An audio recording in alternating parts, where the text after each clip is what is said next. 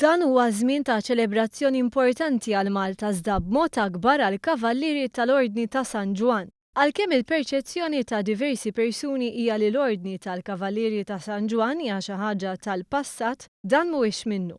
Tantu hekk li l-Ordni tal-Kavallieri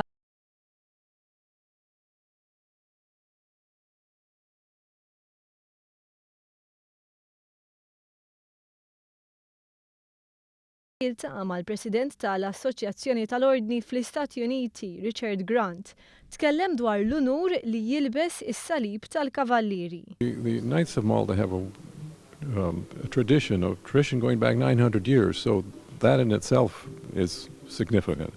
And to be a part of this is not only a privilege, but something that one takes very seriously and tries to exemplify in their life.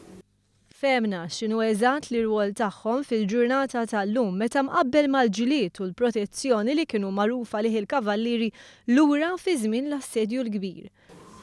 Our role in the world today is to give witness to our faith, and in doing so, to serve the poor and the sick. So it's changed in the sense that years ago, the Knights were certainly involved in the faith and defending it, and we're now in a position where we're witnessing the faith and bringing it forward in that respect. Ta' kull sena l-Ordni minn madwar id-dinja kollha tiltaqa' f'Lourdes fejn juru l-lealtà tagħhom u jikkomunikaw ħidmithom biex jgħinu lil ħaddieħor. Din is-sena iltaqgħu wkoll f'Malta. Grant enfasizza l-importanza li nagħtu l-għajnuna lill-immigranti li qegħdin iħabbtu l-bibien sabiex isibu ħajja aħjar.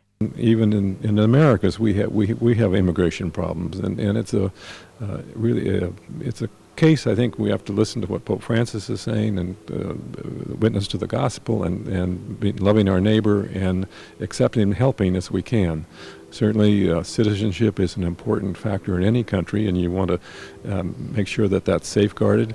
But on the other hand, you want to make sure that people have access to becoming full citizens. We're all immigrants.